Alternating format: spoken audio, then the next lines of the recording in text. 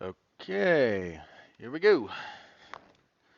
Hello, everyone. Welcome to the 411 Ground and Pound MMA podcast. We are your weekly look into the wide, wacky, wonderful world of mixed martial arts, the occasional detour into other combat sports as I deem necessary, or, yeah, whatever amuses me. My name is Robert Winfree, and I am your host. Thank you all so very, very much, as always, for joining. I know anytime you take some time off from a podcast, yeah, you always lose a little bit. I don't talk about my numbers here very often. I didn't expect the last one to do gangbusters.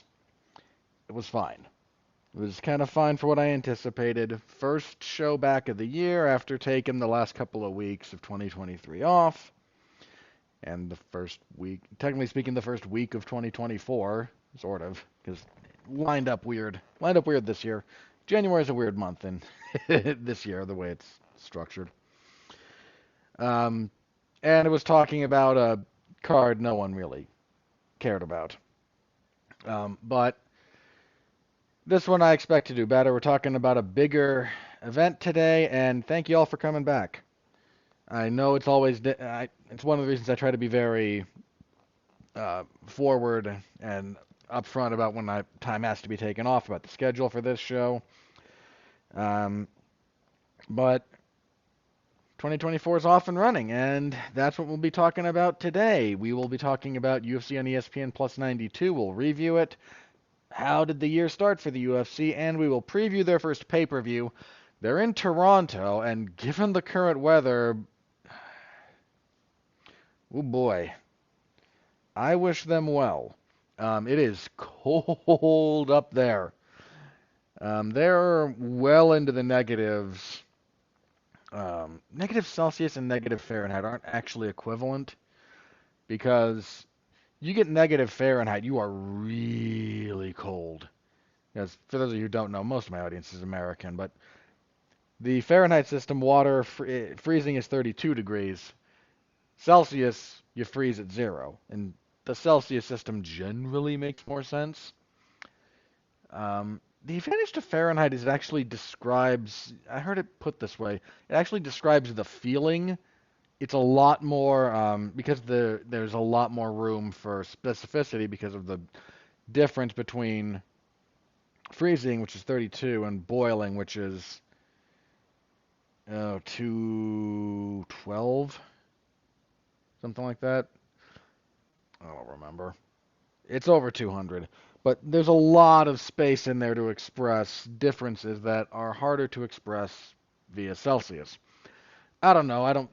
There's a handful of things from the imperial system that I actually prefer to the metric, for a few reasons. I figured one of them out actually. Someone else explained this, and I liked the explanation. Part of the reason that certain like height, or I actually prefer it for like certain volumes. I think gallons are more useful than liters. Just gonna be honest. I don't dislike having liters. I really don't. But I think gallons are more useful in a lot of ways. And part of the reason for that is if you look at the imperial system, it's actually fairly easy to third it, which is just useful. Um, Whereas thirding in the metric system is much more difficult. So for whatever value that has. But the point there being like they're minus what, minus 10 ish, up there Celsius. So if you're here in the United States, 20, like we're not quite single digits. I've lived in some cold places, man. I've been negative Fahrenheit, and good grief, do you want to die? So putting a card in Toronto in January was certainly a choice, is the long and the short of that. But we'll get to UFC 297 for a full preview, and the year will kind of be up and running a little bit. They're going to take, I think it's the last Saturday off. Yeah, so there's going to be, spoiler for the closing bit here. Um, yeah, next week there will be no preview because there's nothing on the 27th. And they're staying out of the way of the Royal Rumble. The WWE's Royal Rumble pay-per-view is then, but there will be one the 3rd, so we're kind of back in the regular swing of things now after the end of last year / the beginning of this one. So that's on the agenda. Leave it to the UFC PR machine to. I have seriously debated. Whenever I've done this, it's never worked out.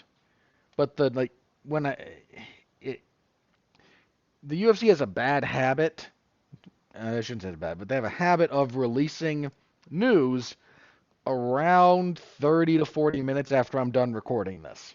I record this Sunday evenings, and I have postponed, anytime I postpone recording this, so because I live Mountain Standard Time, so I could postpone this to 10 and get, that can be, so that's midnight East Coast, and see if they've released anything to coincide with the East Coast timeline, that technically now being Monday. Anytime I try that, it never works. I almost never get anything interesting. But every time it does, it's really annoying because I've got everything uploaded, I've got everything posted, and then 20 minutes later, hey, here's several fight announcements, and that's kind of what they threw at us last week. So we have several fight announcements to go over, some of the main events, some of them are just, UFC 300 is, I kind of bagged on it a little bit, and the good folks over at Morning Combat, which I'm a fan of, and have been for since they started, a little before actually.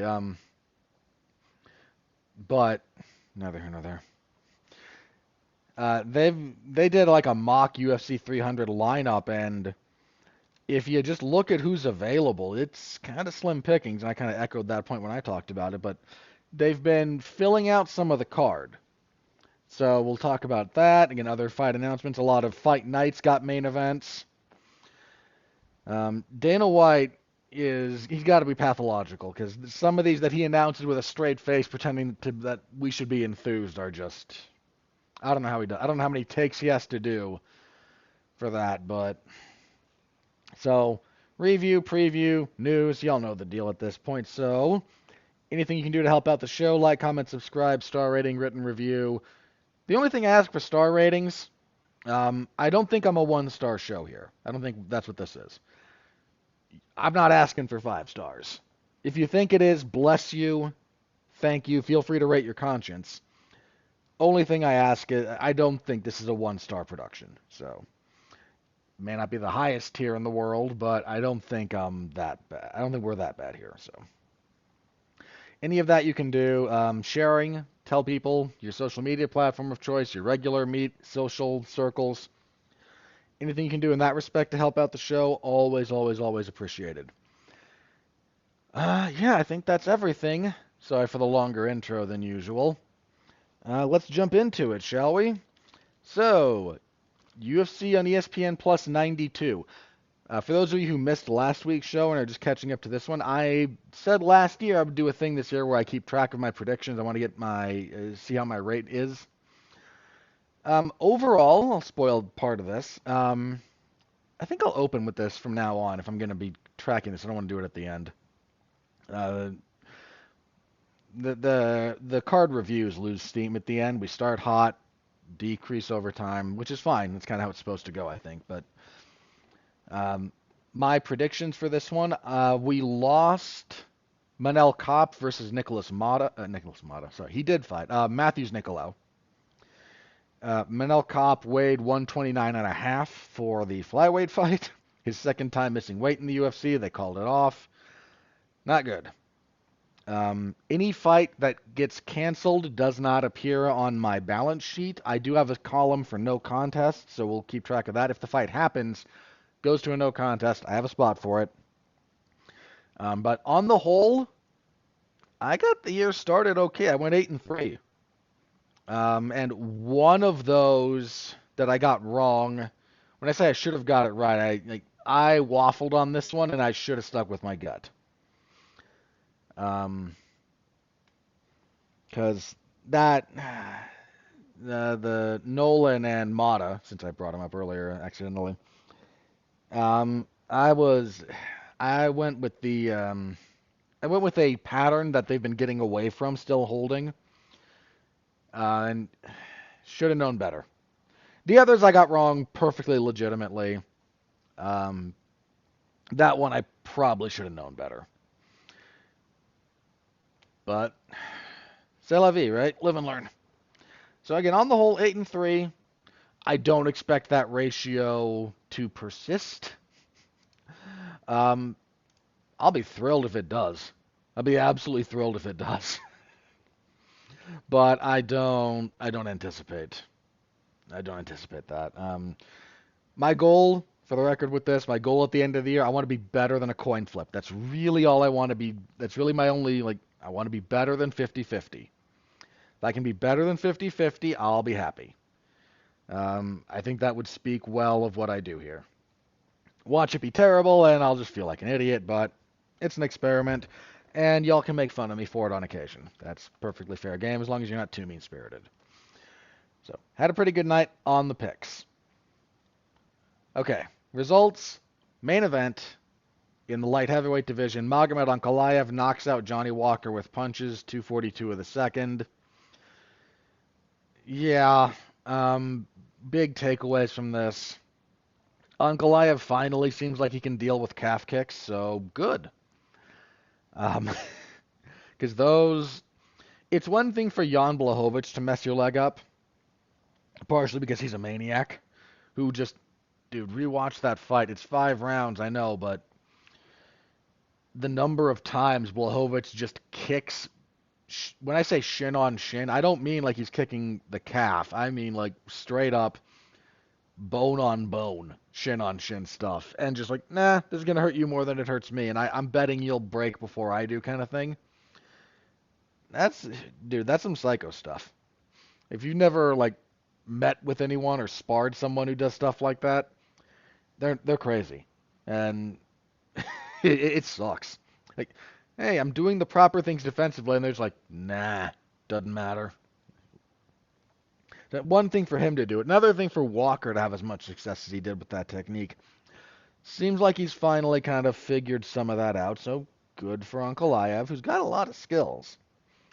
Some sniping at distance. He got the better of the first round in general. Second round, as they're breaking a clinch, he just clubs him with a right hand, drops him against the fence, follows up with a right hand that kind of explodes Walker's nose. Ankalaev wants a title shot after this. Okay. This division sucks.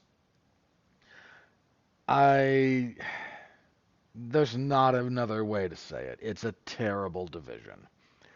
Divisions have highs and lows. In theory, they're cyclical. Even the great divisions, even stuff like bantamweight, featherweight, lightweight, you get some fluctuation. The truly great divisions, they fluctuate, but they keep a generally high level. That's what makes them great. Heavyweight's usually just low, and light heavyweight is just, I don't know if it or women's bantamweight is the worst division in the UFC right now, but it's one of those two, and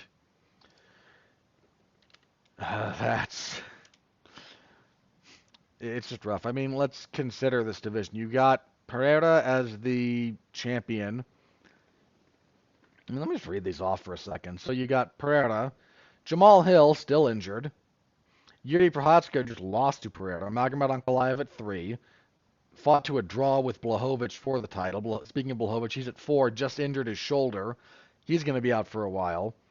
Alexander Rakic at 5. Rakic hasn't fought in over a year, recovering from a knee injury. He's got his return mostly scheduled, but still. Dude, Nikita Krylov's at 6. Johnny Walker's at 7. Obviously, these are not. Walker might fall further.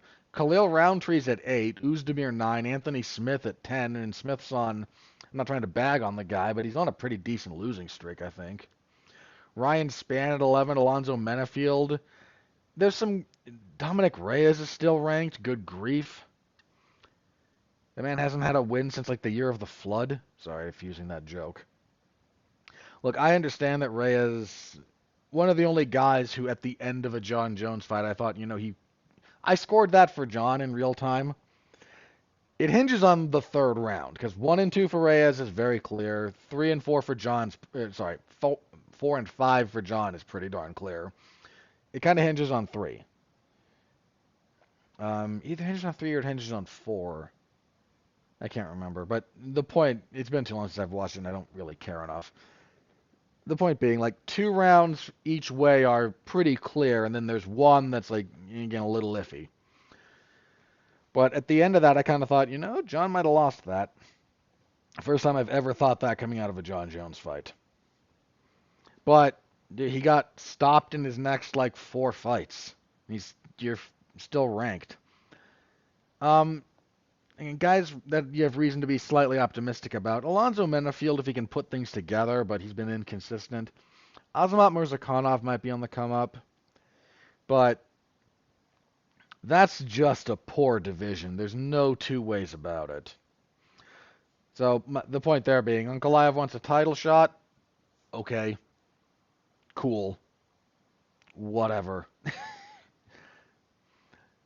If Jamal Hill was ready, I'd say probably go for him, but he's not. So here we are. I don't know. I don't know how this is gonna. I don't know. But again, the division it's not good. And Ankalaev has a lot of tools, but he's made some boneheaded decisions from time to time, and didn't hear. Got out pretty unscathed. Wants the title shot. Not like anybody else has a great case for it, so sure. The original main event, or co-main event, excuse me, was going to be the flyweight fight I mentioned earlier between the rematch between Kopp and Nicolau, and obviously that fell apart. New co-main event was Jim Miller and Gabriel Benitez, and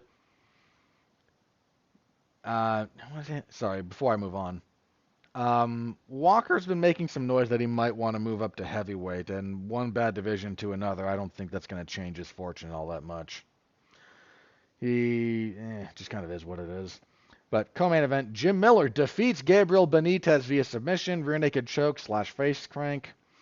More of a choke than a crank. If you're curious about the distinction I draw, personally, a face crank is more about the torque you put on the neck, like the rotational force, rather than compressing. Because you can compress over the face and squeeze it back and compress the relevant blood vessels. Whereas if you're cranking, it's just, again, it's torque on the neck. They're both perfectly valid ways to win a fight. This struck me as more of a choke, even if it wasn't under the chin, than a crank, but minor note. Did that in the third round, 3:25 of the third. Jim Miller, you know what? Can we take a minute for Jim Miller here? This was his 43rd fight in the UFC. He has the most fights in that in the organization. I think he has the most fights at lightweight. He's had a couple of welterweight fights along the way. Let me check this. Assuming this has been updated.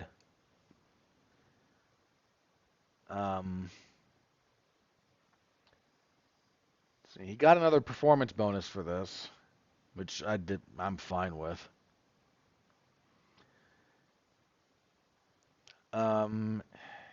I think he still has the most wins in UFC lightweight history. Oliveira, no, he does not have the most overall wins in UFC history. I think Oliveira has that. No, he might still have that, actually. Oliveira has the most. Oliveira has the most finishes. I think Miller now has the second most submission finishes behind only Oliveira. Weird that those two actually have submission wins over each other. If you're newer to the sport, you may not remember this, but early on in Oliveira's career, Jim Miller knee-barred him. When they rematched years later, Oliveira kind of ran through him. But those two with this submission are now 1 and 2 pretty clearly, statistically clearly in that. Yeah, he does have the most bouts in lightweight history.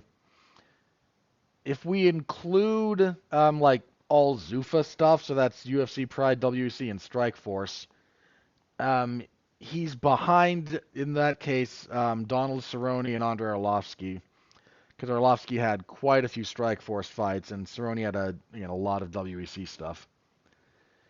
But all of that, and more importantly, He is, in 43 fights, that man has never missed weight. He's never failed a drug test, to the best of my recollection. He's never had a controversy. This is a professional's professional. He shows up, he does the work. Um, and he's not a world beater at this point. Everyone knows it, and that's fine. There was a time when he was one of the, like, 5 best lightweights in the world. Um, long time ago, but that existed. For a big period of his career, his only losses were to Frankie Edgar and Gray Maynard. And we're kind of going back in the Wayback Machine there, 15 some odd years, give or take. But like that was legit for a while. He had there was a period of time you could have put him in a title fight. I don't know that he would have won it, but you could have done it. Now he's just an old warhorse still out here banging him out. This was a good fight.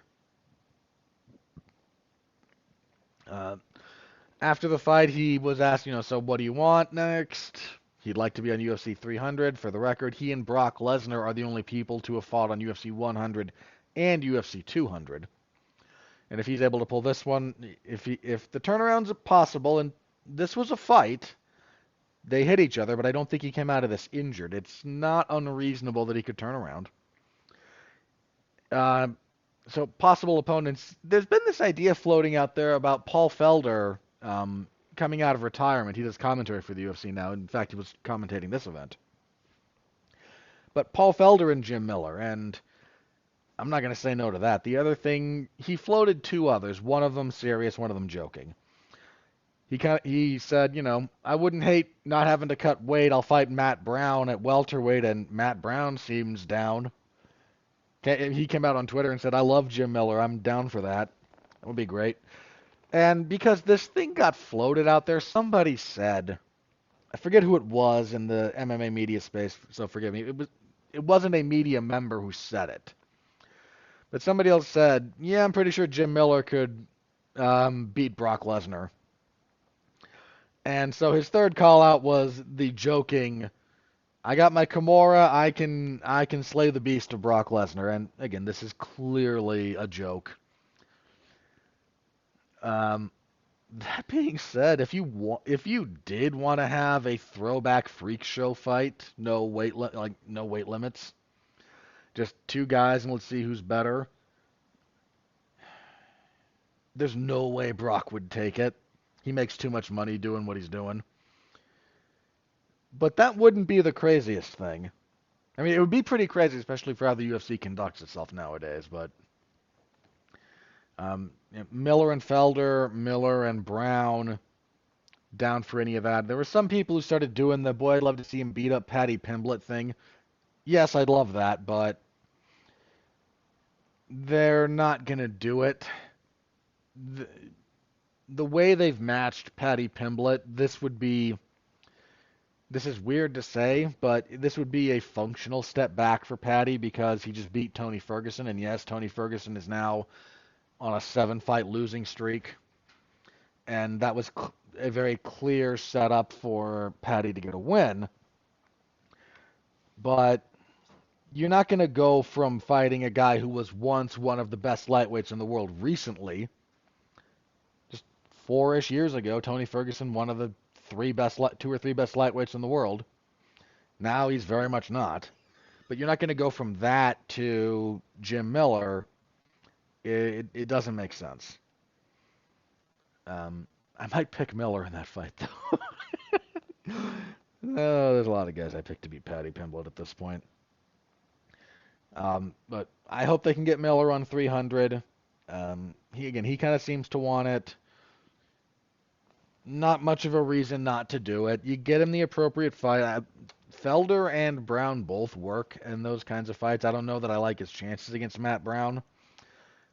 The size differences would be a problem, but you're there for old, tough as boot leather war horses throwing down, and that's what that fight would be. So, good win for Jim Miller.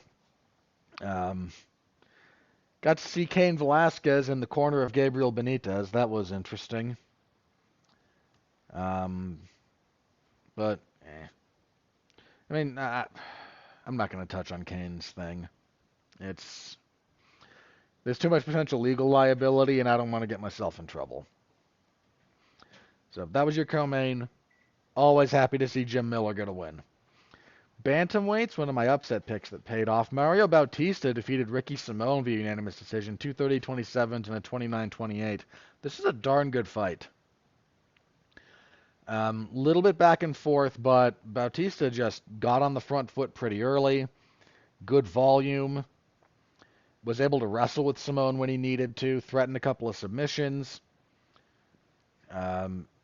Simone had moments. Again, the momentum shifted a little bit during periods of time, but generally Bautista won this pretty clean. I was 30-27 for him.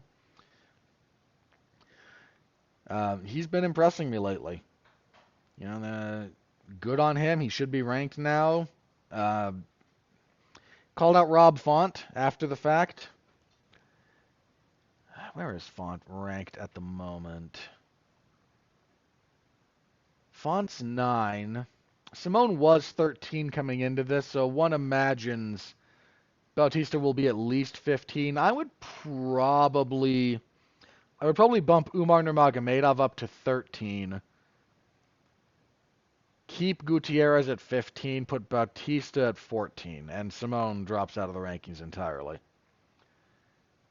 But there's a lot of overhauling I'd do to some of Bantamweight if I had my way. The rankings if I had my way, but I am not in charge of that. They don't ask for my opinion. So I get to give it here.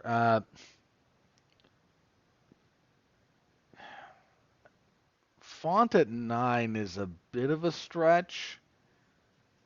I appreciate the call out. I'm thinking about like how likely it is that will be what comes about. And I think that's a bit of a stretch. Not impossible, just a bit of a stretch. But if you're gonna shoot a shot like that, aiming for someone in the top 10 instead of saying, "Boy, I sure would love to fight Jonathan Martinez." Like, that's in some respects maybe even a worse fight for you against a guy who's ranked lower than Font. So I get it, man. There's some calculations that go into that stuff. So still excited for Bautista's upward trajectory. Simone, we've kind of seen his ceiling at this point.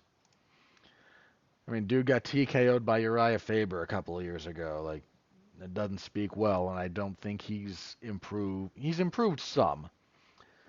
But there's a lot of stylistic stuff that he does that just, this is kind of his ceiling, based on all available evidence. See, middleweights, Bruno Ferreira defeats Phil Hawes via knockout, 4:55 of the first. Kind of as anticipated. Hawes has some physical tools, but he just doesn't bear up under blunt force trauma. And I don't even mean necessarily in the okay, so who does bear up under, getting hit in the face by Bruno Ferreira all that cleanly?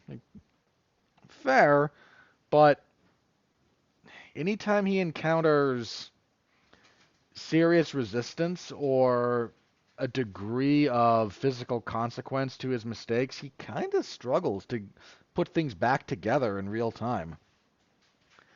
Ferreira cracked him with a knee, followed up with a left hand that glanced off the temple. And if you've never been hit on the temple when you're already rocked, it is, ugh. You go down. You just do. Couple more on the mat. Good win for Ferreira. Heavyweights, Waldo Cortez Acosta defeated Andrei Arlovsky via unanimous decision, 29-20 across the board. This fight sucked. Not a lot to say about it. Arlovsky does what Arlovsky does these days. You could have scored this for him, I think. And Cortez Acosta is just... If he can't get you out of there in the first round, he's got fast hands, and I give him credit for that, but he's a guy who... He's very used to a certain level of opposition that just falls over when he hits them. He has not really figured out how to get around, how to deal with guys who are going to be there with him. He's won some fights but he's won some fights that he hasn't got early stoppages in, but you can see the holes there. And, dude, even 2 years ago, this version of Cortez Acosta versus like Arlovsky from 2 years ago, Arlovsky would have won this fight. Um, yeah, I'm not very optimistic about Cortez Acosta at this point. Maybe I'm wrong, but I gotta call it like I see it. That was your main card, prelims. Preston Parsons defeated Matthew Semmelberger via unanimous decision, 30-27 across the boards. Decent little fight here. Some fun grappling exchanges. Not great, but good. Bantamweight Marcus McGee defeated Gaston Bolaños via TKO. There was a bit of a head kick, then a wheel kick. 3:29 of the second. Marcus McGee is someone you should pay attention to. I'm not quite sure where his ceiling is yet, and I'm not saying he's got championship potential written all over him. I am saying that guy came in on short notice for his UFC debut up at featherweight and scored a win he was not supposed to get. Went down to bantamweight where he was much more suited, and he has been doing this. Pay attention to that guy. He is no one to trifle with. Also at bantamweight, Farid Basharat defeated Taylor Lapilus via unanimous decision, 30-27 across the boards. Some good defensive stuff from Lapilus, and Basharat, he's got okay kicks. His punches need a lot of work. He's also hittable. Lapilus, if he was a bit more active, this was potentially there for the taking for him. Basharat's got a pretty good motor. He was forcing wrestling exchanges over and over and over and over again because he did not want to be on the feet for prolonged periods of time with Lapilus. That's not where his advantage lay. Lapilus, exceptional job defending most of those. He just couldn't stop all of them, and he kind of needed to have stopped all of them. Good enough performance from Basharat, but there's some things here that he needs to work on and that other people might be able to take advantage of. Featherweight, Gian Silva defeated Weston Wilson via TKO, 4:12 of the first. Silva just one of those like thudding marauders. Moved pretty well, but once he started landing, just clubbed Wilson into the dirt. Silva with maybe the record for the longest walk to the octagon, especially for something like the Apex. His walk was almost as long as this fight. Again, fight 4:12, his walk was like 3:30. For a short distance like this, man, Israel Adesanya once came out to the Undertaker's music and kind of with the hat and the urn. He didn't walk quite as slow as Taker did, but that was a meme in professional wrestling for a long time, and still is in some respects. Dude, this nothing on Silva. Nothing on Silva. This dude just like you can't even meander that slowly. You have to be deliberately this slow. But he got a good win, so hats off to him for that. The only one of these fights that I got wrong that I think I should have got right was Nicholas Mata stopping Tom Nolan, 103 of the first. Nolan coming in off the Contender Series, 6-0, young guy, undefeated. Thought they were going to be a bit more careful with his matchmaking, but Mata, he just been so unimpressive, but I should have known better. That's the long and the short of this one. Nolan just coming in on a straight line, open stance, gave up the superior angle to Mata repeatedly, eventually got dropped off of it, and that led to the finish. And kicking everything off, Joshua Van defeated Felipe Bunes via TKO, punches 4:31 of the second. Van's a bit of a slow starter, but once he gets rolling, man, he is an avalanche. And that's what happened, and that's what happened here. Again, slower first round, but second round just came out, pushed more of a pace, vicious body work, relentless pressure, pretty good cage cutting. Van's got a high activity rate. There's some stuff he still will have to clean up if he wants to, go all the way.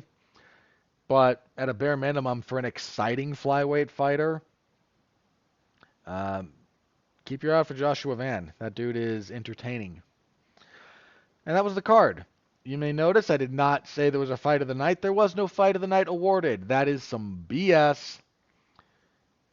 Bautista and Simone pretty easily should have been your fight of the night. That was a good fight. Instead, we got more performances. They went to Magomed Ankalaev, Jim Miller, Bruno Ferreira, and Marcus McGee. I'm not opposed to those. I'm just saying, man.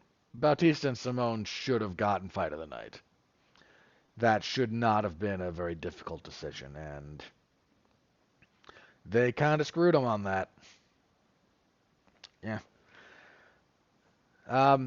My full report is in the MMA Zone of 411mania.com, so if you want to go read that, there's clips of the finishes, my commentary, my live scoring, the whole shebang. Give it a read if you're so inclined. I always appreciate any support you can give me in that respect, so thank you very much. All right, moving on.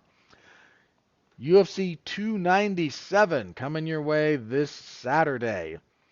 2 title fights, one of which I think might generate some interest and one of which nobody cares about. All in all, though, credit to this card. All in all, pretty good. This is not gangbusters pay-per-view quality, but this is a pretty good pay-per-view card. It's certainly acceptable. I don't know that if I wasn't reimbursed for buying these things, I don't know that I would be happy paying what the UFC is charging these days, but that's how much the UFC is charging. This, in the general scheme of things, this is a perfectly acceptable pay-per-view card. Main event for the middleweight title, newly crowned champion Sean Strickland versus what should be the number 1 contender, but because the UFC rankings don't do it this way, Dricus du Plessis. I've gone back and forth on this one a little bit. Sean Strickland's performance against Israel Adesanya was one of those that made me rethink some of how I approach talking about some of these fights. I'm not saying I ever would have picked Strickland to beat Adesanya. I am saying that I said that I didn't see how he could have won. I didn't, and I really sold Sean Strickland short. That's on me. So that one made me reevaluate some things. I am not going to discount Sean Strickland's chances of winning this. He's got okay power, good volume. His defense is a little bit weird, but it works. And the old saying, if it's stupid and it works, it's not really stupid. He shored up some small things that he used to do differently that got him in trouble. And he's a very good fighter. I know he's not everyone's cup of tea as a personality, but I don't really care. I'm here to talk about him as a fighter. His jab is a problem. We've seen him fight 5 rounds more than once. We know he can kind of keep a good pace.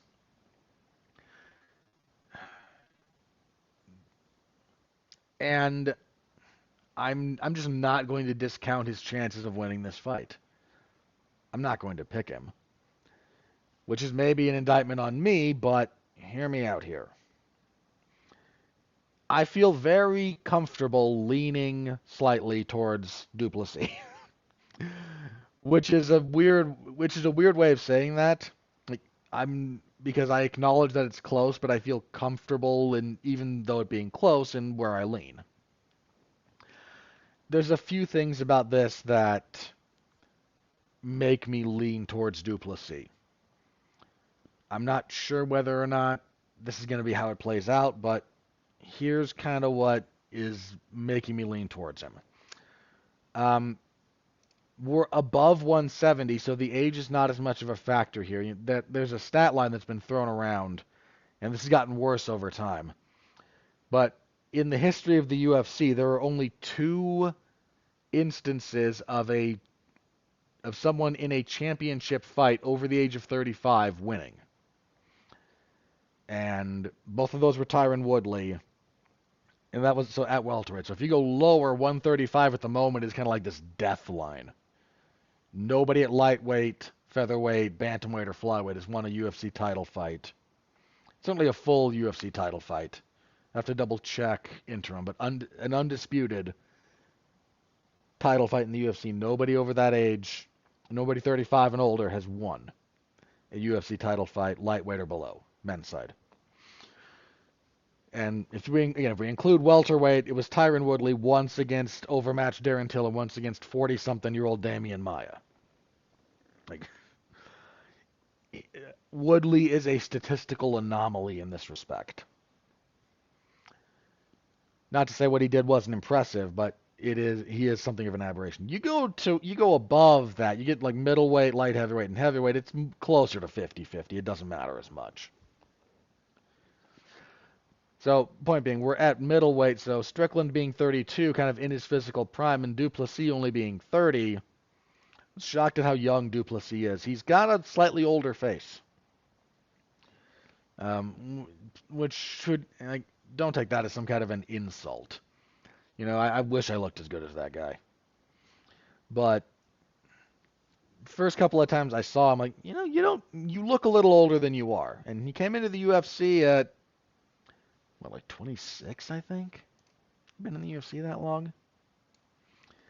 Came into the UFC, 2020. So 4 years ago, and he's 30. Math's pretty easy there. So the age being in Duplessis' favor is a small consideration, but very small. Duplessis is a physical powerhouse in there. He's made some bad decisions moment to moment on occasion, but most of that he's kind of shored up over his last couple of fights in particular. Here's the thing about this, and I'm going to talk about this a little bit with one of the other fights that got announced. Benoit Saint-Denis and Dustin Poirier are going to fight, which is a great fight.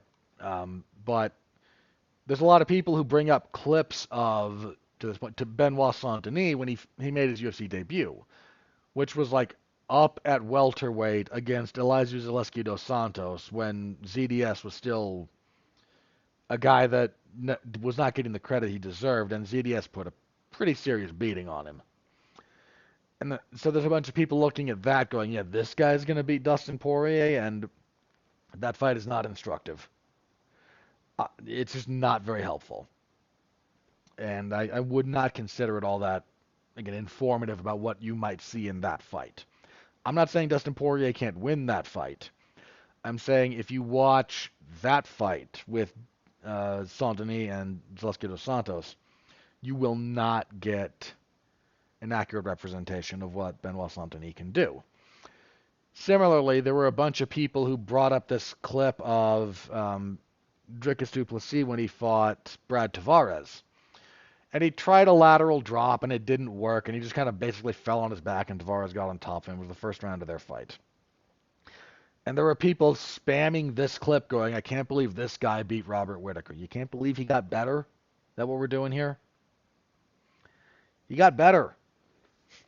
Was that a poor decision? Yes. Yes, it was. Guess what he didn't do again? He didn't do that. Did he sort of pull guard once in the Till fight? I don't remember. There might have been one of those moments in the Till fight, but, it was more tactical than what he did in that. It was just a mistake when he fought Tavares. I don't think he did it against Brunson. He went up on his back against Brunson, but I think it was more Brunson taking him down. But even then, if you compare how he reacted to being underneath Tavares, how he reacted to being underneath Brunson, he was active to get up both times. He was a bit more urgent when he fought Brunson. And he also hit there was a bit of a nice guard retention thing that he hit from an empty half guard against Brunson that So I don't want to get too technical here. But the point being, there's a lot of people who have they dismissed Sean Strickland and they've dismissed Dricus du Plessis. Both of these gentlemen and their rises have gone largely unheralded and shocked a lot of people. I did not pick Dricus du Plessis to beat Robert Whittaker, but I took his chances at winning that fight very seriously. And he did. I did not pick Sean Strickland to beat Adesanya, and I should have taken his chances more seriously than I did. But the physical presence of du Plessis could be a problem. Du Plessis is also good about covering more distance than you think. He has caught a lot of guys when they think they're at a safe distance because he can close faster than they expect. And he's got a slightly longer reach than you expect. It's not huge. It's 76 inches, and he's, 6'1"? So I think it's above average on the ape index, but it's not ridiculous. It's just between his arms being a little bit longer than you expect and his ability to close distance very quickly, he's got a good blitz. He's caught a lot of people off guard. And that will probably be a problem for Strickland. The kicking game of du Plessis does not get a lot of attention. I think that might be a problem for Strickland. There's some of Strickland's footwork in particular that leaves him vulnerable to that. He was able to stop a lot of Adesanya's leg kicks, largely through pressure into just inside kicking range. And he marched in with both of his knees high, and a lot of what Strickland did against Adesanya worked because he was not worried about being taken down. That's a very fair strategic and tactical assumption to make against Israel Adesanya.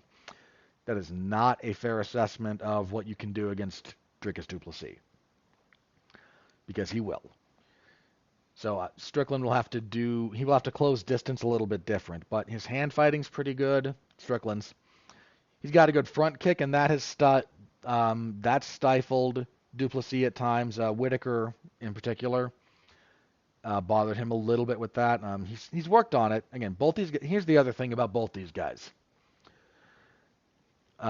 They are, at this point in their careers, they are very well-schooled fighters. Rewatch Strickland versus Adesanya. Look at what Strickland does that is very specific to how to fight Israel Adesanya. Some of that's there being a lot of tape on Adesanya, and Eric Nixick has, I think he's had fighters fight Adesanya in the past. I'd have to double check that, but I think. At least Brad Tavares had. He might have had others.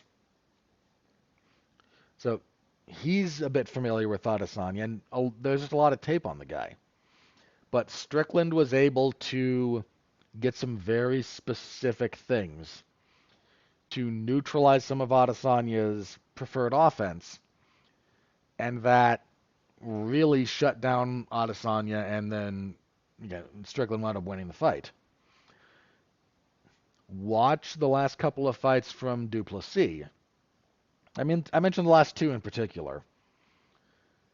The Whittaker one especially stands out in this respect. He and his team were very dialed in to Robert Whittaker's habits. Very dialed in. That punch that he landed that dropped Whittaker and basically started the end, that was not an accident. He had landed that punch or nearly landed it several times before that connection. He fought a lot of that fight southpaw to kind of neutralize Whittaker's jab, because jabbing from open stances is difficult. It's just different than jabbing closed. Then he would switch orthodox to kind of invite the jab, go back southpaw, step in, bring his now lead hand straighter inside the slightly looping left of Whittaker, and that's what started it all. He got Whittaker down in that first round and did some damage there. There's a couple of, so I don't discount Sean Strickland, a couple of things that do need to be noted. Du Plessis has won, he has fought for titles, and he was a champion outside of the UFC. but he's never been out of the third round. His other title fights, he lost a middleweight title fight in his fifth professional fight, so this was back in like 2014. That ended in the third. He won the KSW welterweight title. Dude, this guy fighting at welterweight is a crazy proposition, but he did it. Um, he won that by stopping Roberto Soldic in the second round, and then their rematch he lost in the third. And then since then, this is his first 5-round fight. Um, whereas there's something to be said for some of these guys in the Strickland kind of position who just have a lot of 5-round experience because they'll take main events in the Apex in front of 20 drunk people that pay like $2,000 a pop to be there, if not more. But going 5 rounds is a thing, and Duplessis hasn't, and Strickland has. That's not nothing. Strickland's chin it's been cracked, not often, but he has been hurt in the past. Abus Magomedov kind of got to him a little bit in their first round. Obviously, Alex Pereira slept him. But his defense, he's figured out a system that kind of works for him. I mentioned the kicks of Duplessis being something that are going to be interesting. Leg kicks, he's got a pretty good kicking game. You don't see it talked about a lot, but it's there. And he's especially his lead leg, it's pretty dexterous, but he has to take a step. As a guy with slightly messed up hips who can't reliably kick above his own waist without a step, it doesn't have to be a huge I don't necessarily have to like full on displace or take a pendulum step, but I got to take a little bit of a step to get things lined up because my hips are a little bit weird. I feel his pain. Like but he can get that up to the head. He just has to take a step first, and then you use the fact that you have to take a step to set up other things. It's a whole thing. Strickland's kicking game, it's not non-existent, but you don't see it a whole lot either. I imagine Duplessis will have a little bit of the edge there. I think Duplessis hits harder. This is going to be a game of like, can Sean Strickland absorb some of the blitzes and apply enough methodical pressure without getting hurt along the way to get this thing done? And he might. He very well might. He's very good.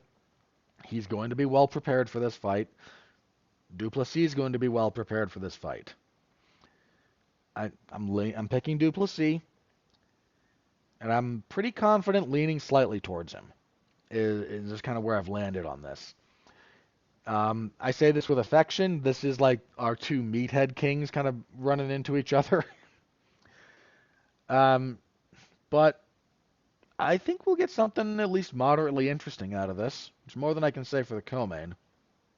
For the sake of, let me double check the odds real fast because I've been doing that lately. What do we have for this fight?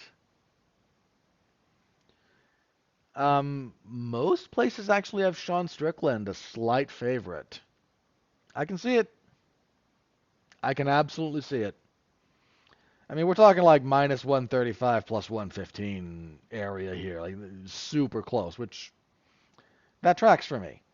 And I can see how Sean wins this fight. I really can, and I am not discounting that at all. I'm just leaning towards Duplessis here, and if I'm wrong, so be it. Keeping track, so we'll all know. Co-main event, I don't care about this. Dude, even Buena Silva, like she did an interview recently where she said, like, I'm excited to fight for the belt, but I know no one cares about this fight. Mayra Buena Silva versus Raquel Pennington for the vacant women's bantamweight title. I don't care. I'm sorry. I'm sure both women are training hard. I haven't cared about Raquel Pennington ever. I lived through her first title fight with Amanda Nunes. That was a massacre. I lived through her missing weight when she fought Jermaine Durandamy. She's on a good winning streak. She just hasn't fought in a year today, actually. I did not score that Ketlin Vieira fight for her, for the record. But this division is just so bad that, yeah. I mean, for crying out loud, Mayra Bueno Silva isn't coming off a win. She's coming off a no contest after she failed a drug test. Granted, it was a drug test for I think it's ADHD medication, so I'm fine with not caring. She's on a pretty good run. She's done pretty good at bantamweight in the UFC. She came in at flyweight and she went what, 2-2-1 at flyweight. And after losing to Manon Fior, went, all right, fine, I'll move back up to bantamweight. Hadn't lost since. Again, she had the no contest with Holly Holm, but the official result, she ninja choked Holly in the second round, 38 seconds into the second round. I don't have a lot here. I'm going with Buena Silva because I don't rate Rocky Pennington very highly. And I'm obviously not the biggest fan of Buena Silva, but I'll go with her. This fight means nothing to me. It means the world to whoever wins the belt because they get paid more. And bless them for that. Too many fighters lose. The UFC does not pay its fighters appropriately. I'll beat that drum when the occasion comes up, and sorry, that's how the math works out on that for me. But this division is terrible. It's in a very, very terrible spot, as evidenced by this fight being for the title. So I'm going with Buena Silva. The official odds are leaning towards Buena Silva. Yeah, that all tracks. I mean, it's possible. Okay, if Raquel Pennington's going to win this, how is she going to win? She's going to lose the first 2 rounds, then just kind of gut through and either win the last 3 or get Buena Silva to gas out and finish her late.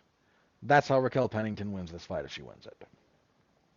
And you know what? In fairness to Raquel Pennington, there is a greater than 0% chance that happens, and probably by a decent margin. But I'm going with Silva.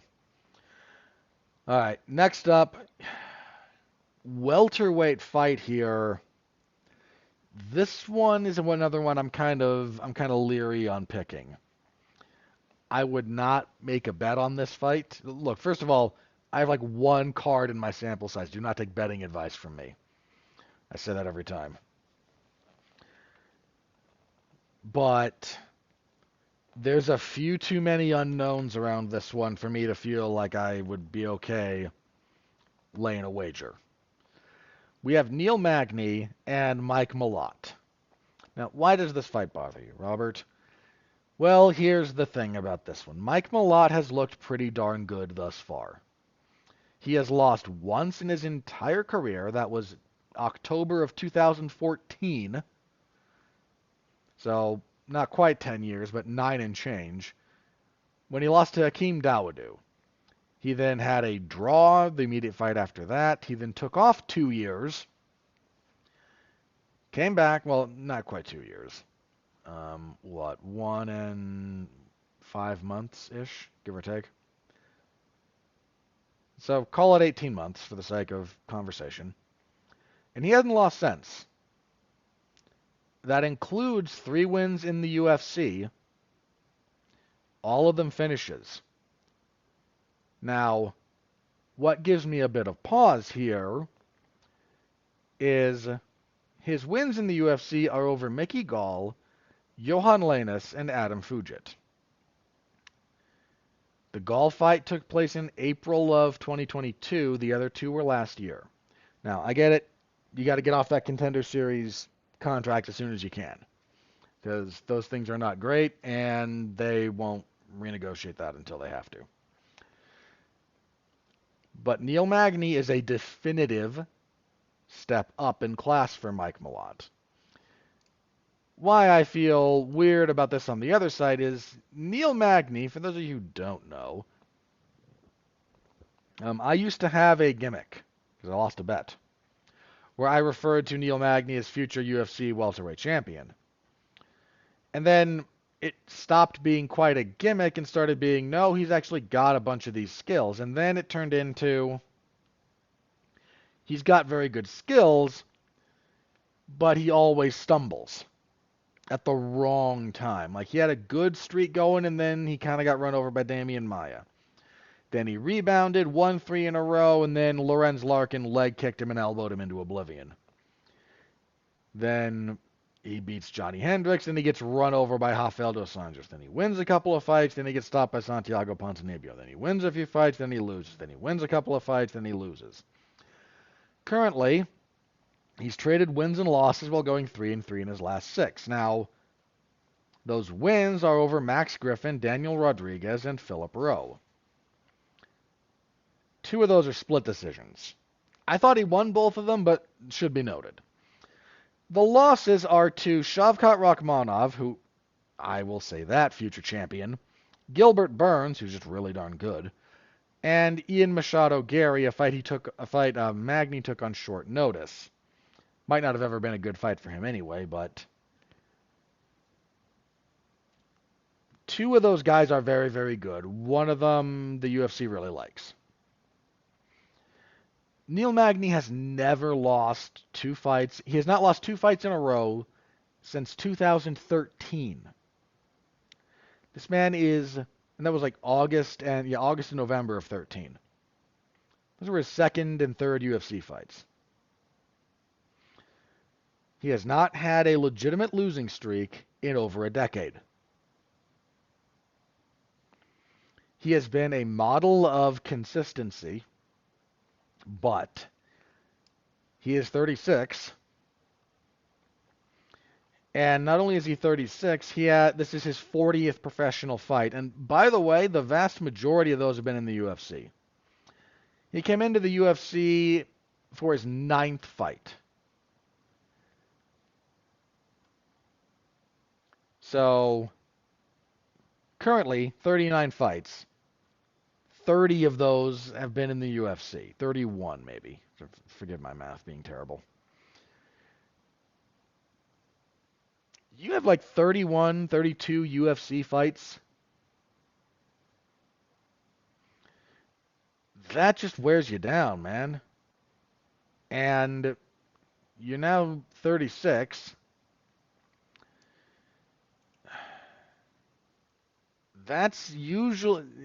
It's entirely possible that we're at the point in time when Neil Magny is going to start declining, which I think is part of the reason this fight's being made.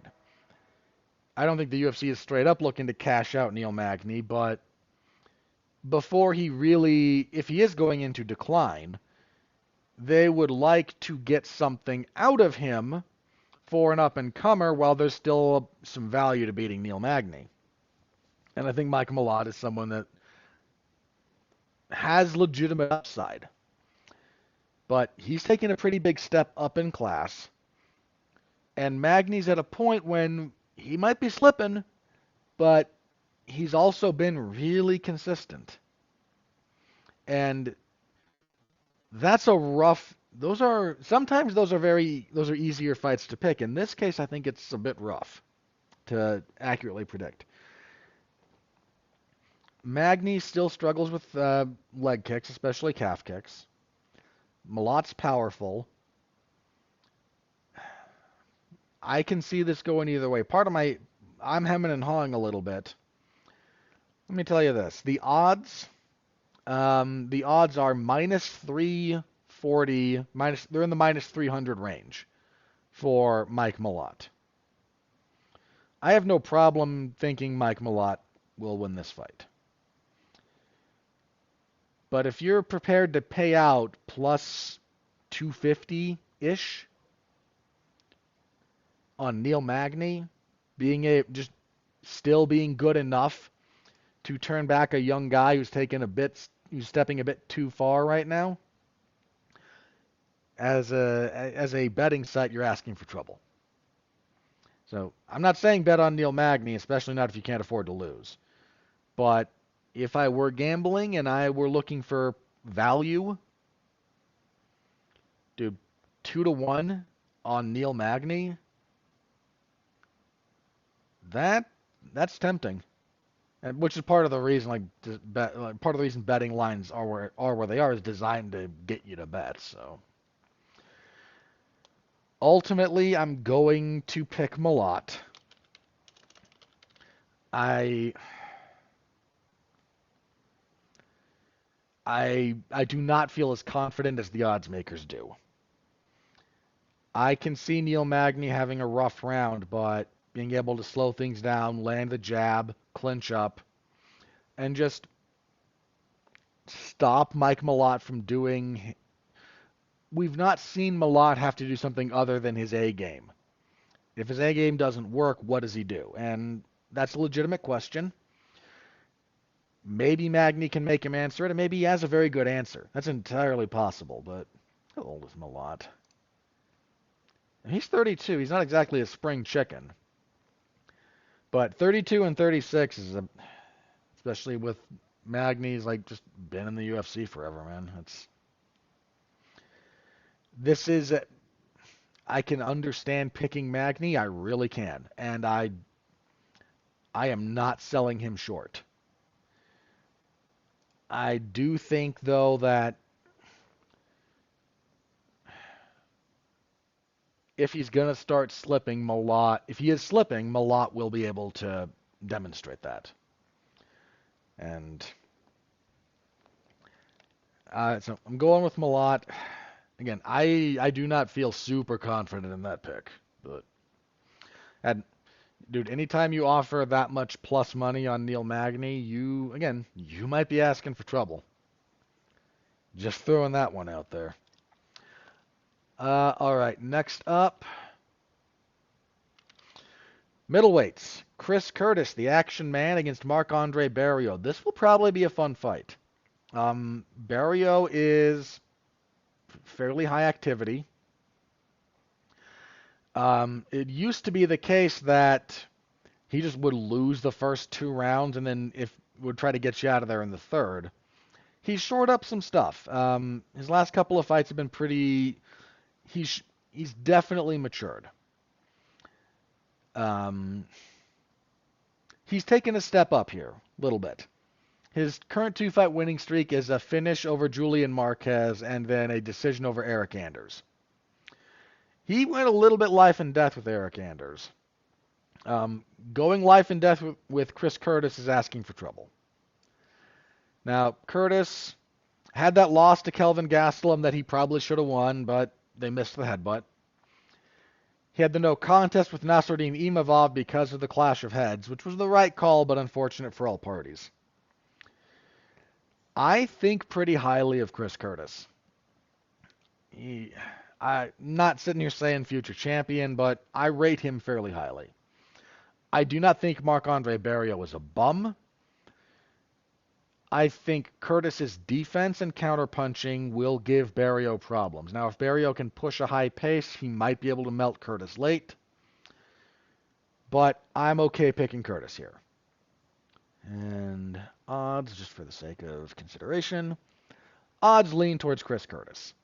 Not huge, but they lean that way. And so I'm going with Curtis, but if I'm going to circle a fight here and go, boy, I'm looking forward to this, it's actually these next two. Not that I'm not looking forward to the main event, but Curtis and Barriault is that you could easily main event a fight night with that and get a pretty good fight. Kicking off the main card, we've got a very good featherweight fight between Arnold Allen and Movsar Evloev. Now, Arnold Allen took a step up in class his last time out. He had not lost in the UFC. His big hamper had been activity. He came into the UFC in 2015 and fought once. And he fought once in 16, once in 17, once in 18, twice in 19, once in 20, once in 21, twice in 22, and then only once in 23. So He's been with the UFC longer than you think, but he's a once or twice a year guy. And some of that is over a year in terms of his layoffs. He was, February of 16 to March of 17 to May of 18 to March of 19 to, no, then he fought again in July of 19, so decent. But not again until January of 2020.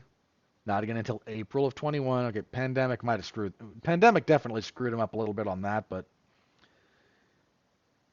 then not until March of 22. So his last fight, April of 23. So again, we're 10-ish months. Certainly 8. So the activity's been a problem. And dude, I'm not going to shame anyone for losing to Max Holloway. He had some stuff for Max. He fought very well in that fight. But, also lost, 4 of the 5 rounds. Late, he tried to turn it into a brawl and had moments of success before Max went, oh, so we're doing this. And then Max is Max about stuff like that. Evloev is undefeated, 17-0, strong grappler. Pretty good overall. He's getting the step up here. Should be noted. His UFC wins are over Seungwoo Choi, Enrique Barzola, Mike Grundy, Nick Lentz, Hakeem Dawodu, Dan Ige, and Diego Lopez. Now, the Diego Lopez fight was supposed to be against Bryce Mitchell. I think Evloev feels bad about that one because that was right before the wheels kind of came off for Mitchell, and I favored him to beat Mitchell. So he's getting a step up against Allen, who is Allen's a much tougher fight than Bryce Mitchell. I'm not hating on Bryce. That's where they are at this point. This is a very good fight. Another one I can see both guys winning. Allen's got good leg kicks. Pretty good counter wrestling. He's a very fundamentally sound fighter. But Evloev's grappling is very good. He's pretty relentless about it. If this were 5 rounds, I would pick Allen. Let me state that. If this were 5 rounds, I would pick Arnold Allen. I think over 5 rounds, his game works better, especially against Evloev. Over 3, I'm going with Evloev. Another close one. This is a very well-matched main card. The official the odds are kind of not with me, actually. They're leaning towards Evloev. I can see Allen winning this fight. That's a very real possibility. This is a big step up for Evloev. Diego Lopez turns out to be a lot better than most people gave him credit for, but going from a debutant to a guy who just fought Max Holloway, it's a step up. I think this is a test he can pass, but sleep on Arnold Allen at your peril. That's where I'm landing on that. All right, that's your main card. Pretty solid pay-per-view. As for the rest of this, I need topology. So, we have Brad Katona, who has the dubious distinction of being the only guy to win the Ultimate Fighter twice. Congratulations, you weren't good enough the first time. He beat Cody Gibson. Bit of an upset, actually, beating Gibson. That was a pretty good fight. That was August of last year. Now he's fighting Garrett Armfield. UFC soft touching him a little bit. Armfield 9-3, 1-1 in the UFC. Lost to David Onama, had a couple of fights fall through, and then fought Toshiomi Kazuma. This is not a soft touch. I do think this is Katona favored. There's some Canadians on this card that, and some of them I don't like their chances. Some of them are clearly here to kind of pop the territory, right?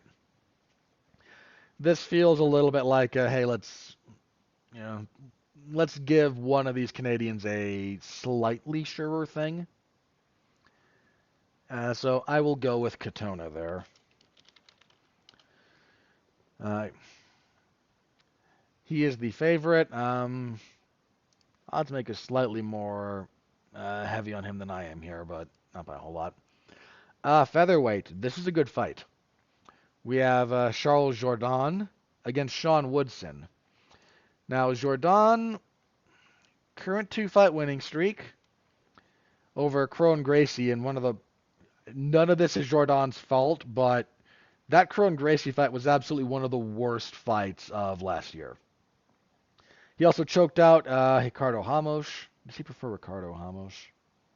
I forget. Some of those Brazilian guys prefer that you do the R instead of the H. It's a case by like Ronnie Yaya actually preferred Ronnie Yaya instead of Hani.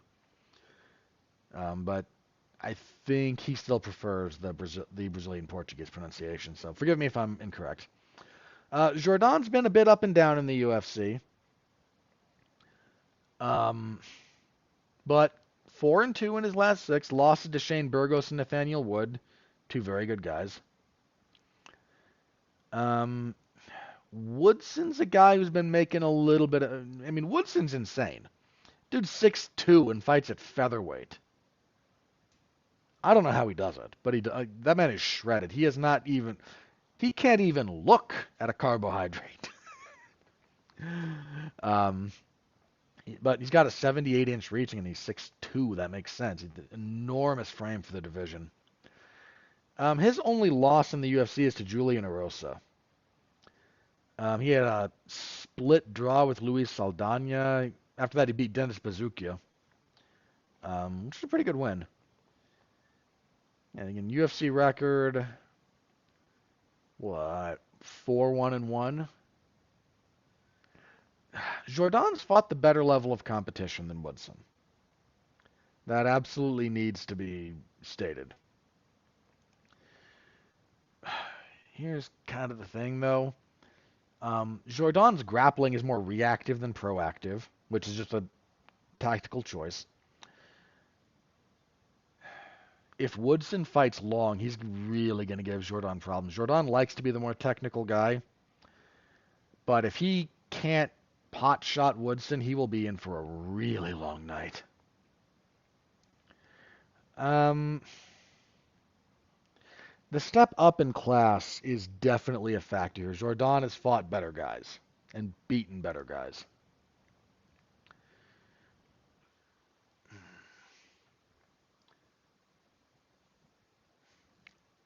Woodson's also a bit slow.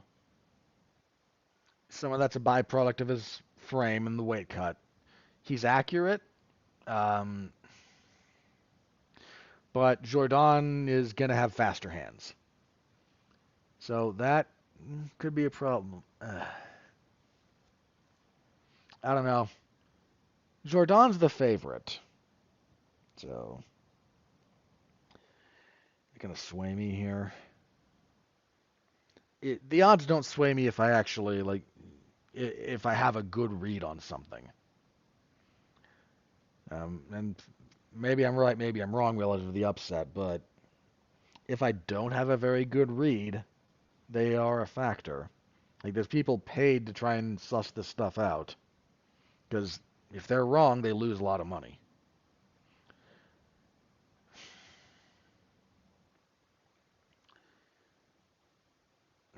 If Jourdain's wrestling were better, this would be an easier pick. But a lot of his stuff is, again, it's reactive, which is fine. But I don't know what happens to him if he starts getting lit up on the outside. I don't know. Woodson's not been great about managing range all the time. Of course, he's a decent pocket fighter. He's just a bit too accommodating of how his opponent likes to fight at times. That might be the deciding factor. That Woodson is just a You know what? No, I'm going with Woodson. I might be very wrong here. I I don't know how Jordan deals with someone with these physical dimensions. He might have a very good answer, and I feel like a complete buffoon. But, and again, I don't have a great read on this, but I don't know. In the time it takes Jordan to get a feel on how he's going to be able to close distance, I think he might be in trouble during that time. Just a thought. Again, maybe very, very wrong. And once again, for legal purposes and for my own conscience, do not take gambling advice from me. Sorry, this is taking way too long. Bantamweight. A couple of debutantes here, I believe. We have... Oh, Seri Sidi. Sidi? I don't know how to pronounce this gentleman's last name. I'll go with Sidi until I hear it pronounced, and just pretend I'm not a 3-year-old asking for cider, please. He's 10-1.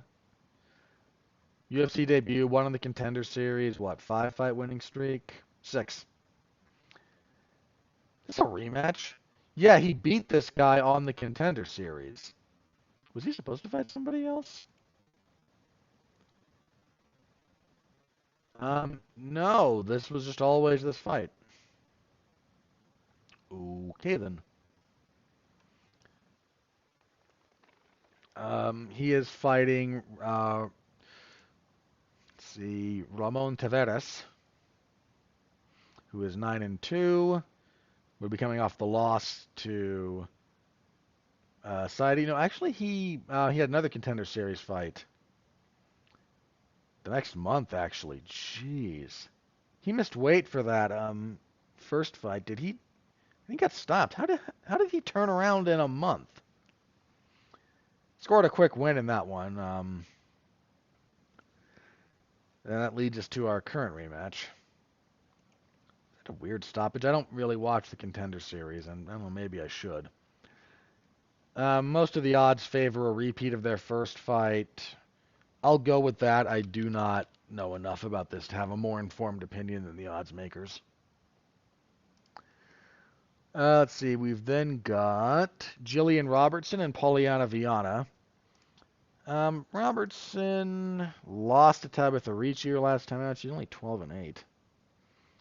2-fight winning streak before that. Yeah, but 3-4 in the last 7. And dude, she lost. Oh, she beat Priscilla Cachoeira. Yeah, because Cachoeira tried to eye gouge her. Oh, that was ugly. Should have cost Cachoeira her spot on the roster. She at strawweight for this? Yeah, she is. Those were at flyweight. Having come back to strawweight, she's 1-1. Beat Piera Rodriguez, and then just got out grappled by Ricci. Viana. Not a. She's what, 4-5 in the UFC. Ugh. This seems like they kind of want to give a Canadian a win here. I'm going with Robertson. She might be fading and might be past it. She's taken a lot of abuse, but I think she's still got enough for this one. Let's see. Next up, welterweight, Johan Lainus, who I talked a little bit about earlier, and Sam Patterson. Lainus, he's what, 1-1 in the UFC or 1-2? Lost to Gabe Green, beat Darian Weeks, split decision, then lost to Mike Malott. Not exactly distinguished thus far. And Patterson, 10-2-1. Lost his UFC debut to Yanal Ashmuz.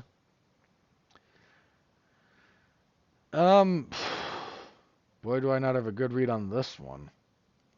Not been impressed with Lanus. He is a slight favorite, though.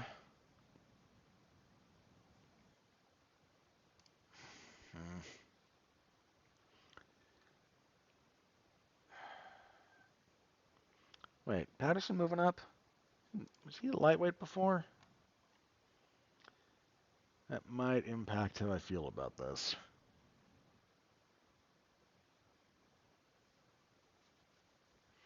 He was supposed to fight Nasrat Haqparast. That would have been a lightweight. Yeah, he's moving up. Huh. That is a bit on the interesting side. That's enough to make me lean Lanus.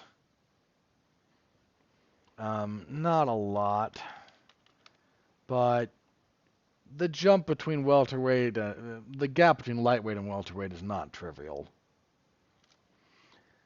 I don't feel great about that one, for the record.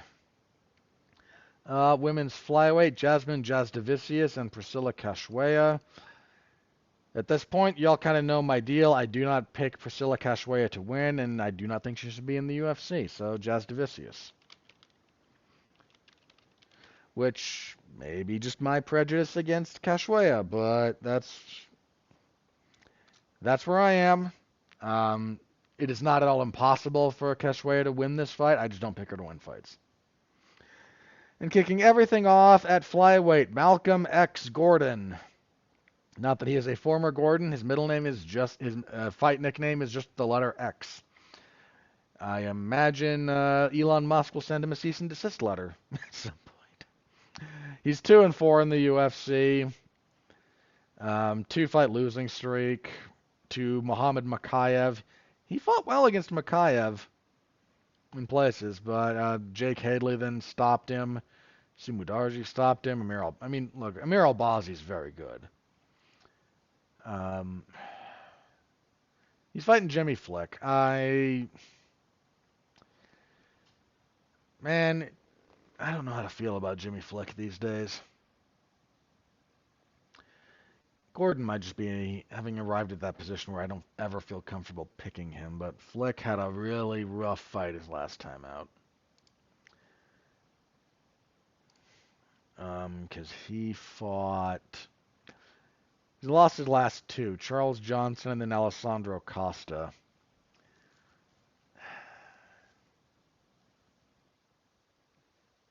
It is possible for him to win this fight.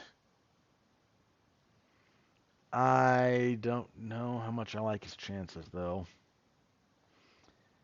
It's not that Gordon is not a big threat with damage, though. Something to consider. Gordon's going to get on top, probably, because Fleck will pull guard.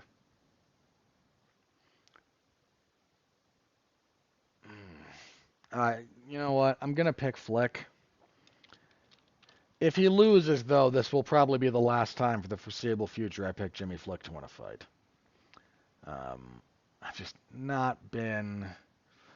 A lot of where Gordon found like bits of success against Makayev was more Makayev's limitations. So, I think the odds are with Gordon. Yeah, not much. I'm going with Flick. Again, this is kind of my last time picking him if he loses. But I'm okay dying on that particular hill. If I have a terrible week of picks, then I have a terrible week of picks. So be it. That is UFC 297, Saturday. I will have you covered in the MMA Zone of 411mania.com. As always, stop by, say hello. I appreciate the heck out of it. All right. Let's move on, shall we? Yeah, that took a bit too long, didn't it? But, if I'm going to be a bit more analytical about some of the stuff, then that's how the cookie's going to crumble a bit. All right. Let's move on to some fight announcements. I referenced it already, but Dustin Poirier and Benoit Saint-Denis was announced for UFC 299. This is currently scheduled to be your co-main event. Dude, UFC 299 is stacked. That is a very, very, very good card. I think the odds on that opened with Poirier as a slight dog, which I understand. But, I mean, I'm not going to talk more. That's a very good fight. That's high quality violence. Poirier can win that fight. He can thump. He's a veteran. If this were 5 rounds, I would pick Poirier. I would already be leaning Poirier. Over 3, that's tougher because I'm telling you, man, a lot of guys looked at Saint-Denis when he took that short notice fight at welterweight against one of the better guys in the division and lost bad. And unringing that bell of your first impression is tough. It's really, really tough. But if you've got a bit more of an analytical and a critical eye, Benoit Saint-Denis is very much someone you should not be sleeping on. So that's a good fight. Again, 299 really, really stacked. Our series of main events for fight nights. This is the one Dana White announced with a straight face. Tai Tuivasa and Marcin Tybura for UFC and ESPN Plus 97. Your crappy Apex card headlined by a crappy heavyweight fight. What do you want me to say? A fight that doesn't suck for UFC and ESPN Plus 98. Rose Namajunas continuing her flyweight campaign against Amanda Ribas. Rose did not look great when she fought Manon Fior. Rose might need a turnaround here.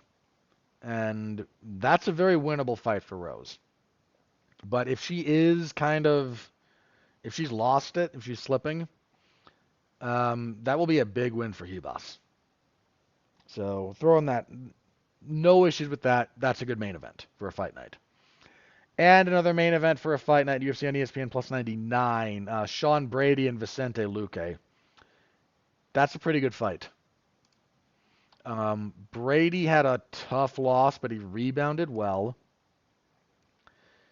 Luque, 32, but that man's been in some wars. He beat Rafael dos Anjos his last time out. He had that scare with his brain. This will be more than the last one, kind of an acid test for Sean Brady.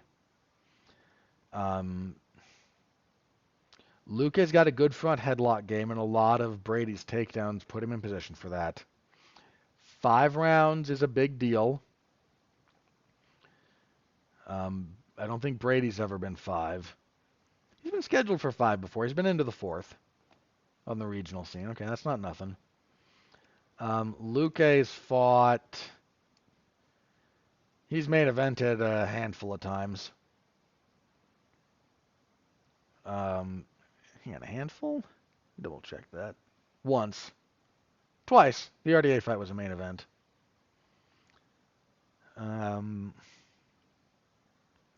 Really, that's it. Could have sworn there was some earlier. Nah.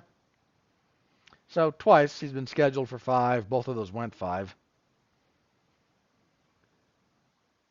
So that's a pretty big deal. But that's a relevant fight. That's a relevant fight for welterweight. Luque, we're not quite sure if he's coming or going. Brady, this is going to kind of determine, like, hey, you stumbled against Bilal Muhammad pretty badly. Have you really fixed that? We really rebounded here, so no real complaints about that one. I think that was it for those. So I wanted to kind of keep, somewhat jokingly, UFC 300 as its own thing.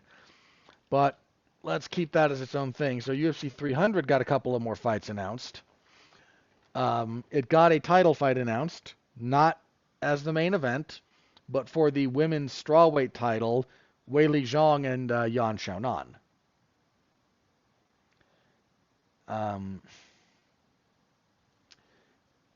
Not sure why that's happening in Vegas.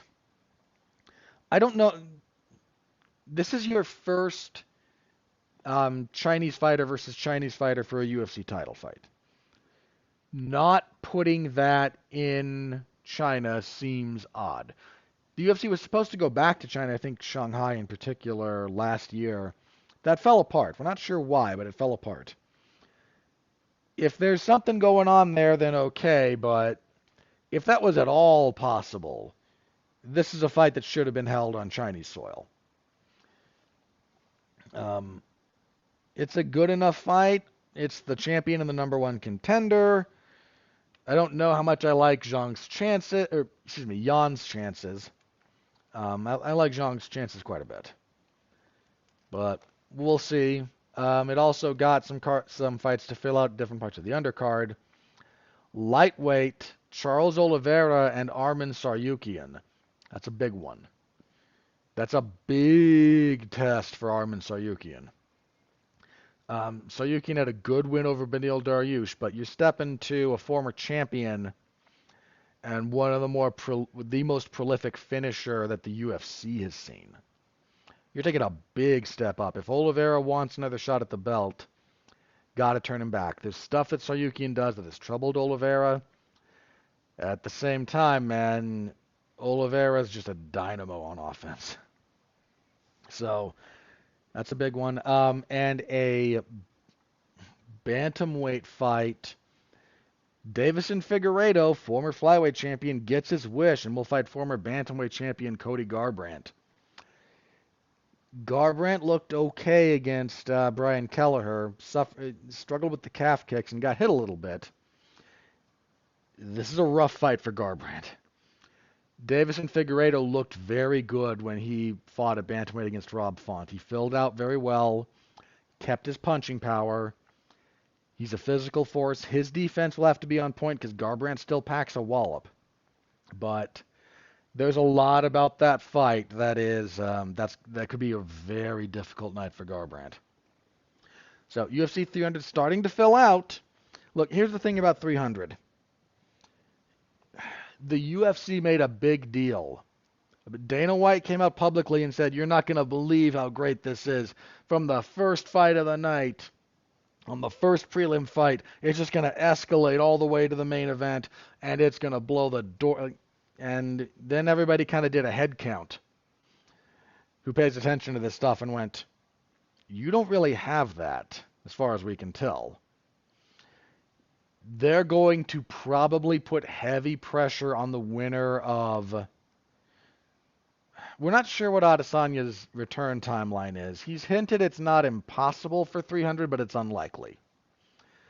They might put pressure on whoever wins out of Strickland and DDP to make a slightly unreasonable turnaround for 300. They might do the same for Volkanovski and Topuria, but I don't think they have a ready-made number one contender there. Sean Brady's fighting at 299, and 299 is stacked, man. That's a better card on paper than 300 right now. And I think it probably will be when it's all said and done, too. But, so, I don't know. They're still filling it out. We'll see what they can do. Garbrandt and Figueiredo is that's a rough fight for Garbrandt, I think, but I'm not going to complain about that. I'm not going to complain about Weili Zhang and Yan Xiaonan. And Oliveira and Saryukian, yes, please. That's a great fight. That's a really good fight. So, we will keep our eyes on UFC 300 in particular because it seems only fair that we do so.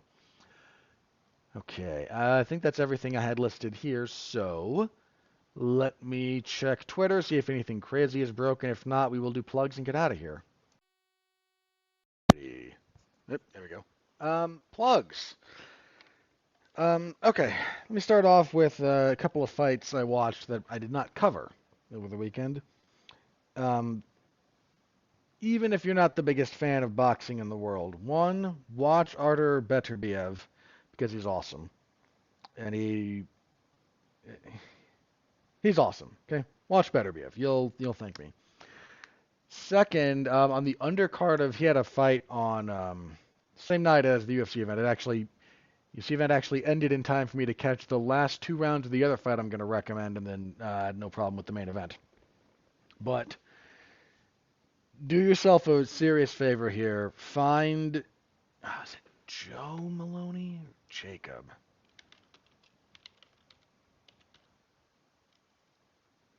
He Joseph Maloney? No, that is... no, I gotta double check this. Yep, sorry, Jason Maloney. Jeez. For some reason I forgot his first name. Jason Maloney and Saul Sanchez. From the undercard of that fight, that fight event on Saturday. Super early, but boy, is that a boxing contender for fight of the year already. Wonderful 12-round fight. Go watch it. Thank me later. Um, and I think you'll appreciate it.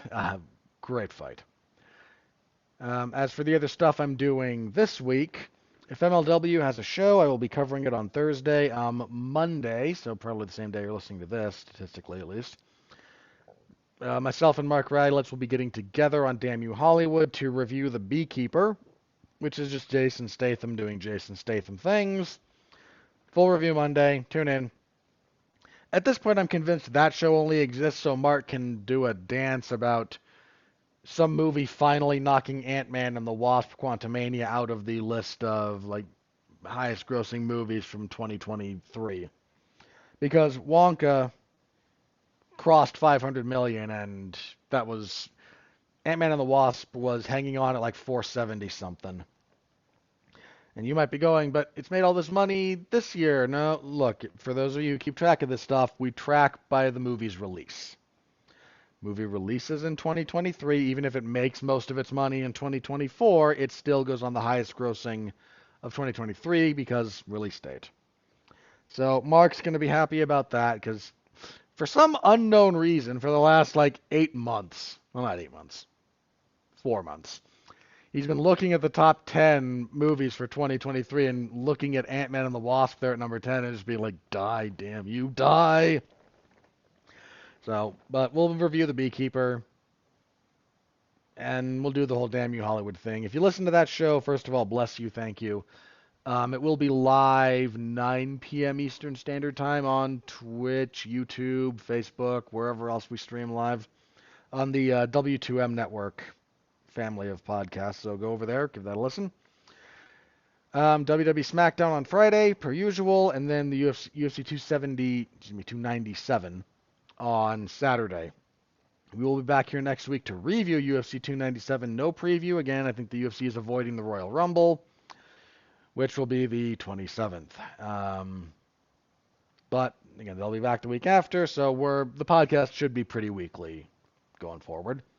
Unless something really weird happens. That's how we're looking. All right. That's it for me. So, thank you. I appreciate all of you listening more than you know. So, anything you can do to help the show, as always. Yeah, that's it for me this week. Looking forward to 297. Looking forward to talking about it with all of you next week. Until then, thanks. Stay safe out there and continue to be well, be safe, and behave.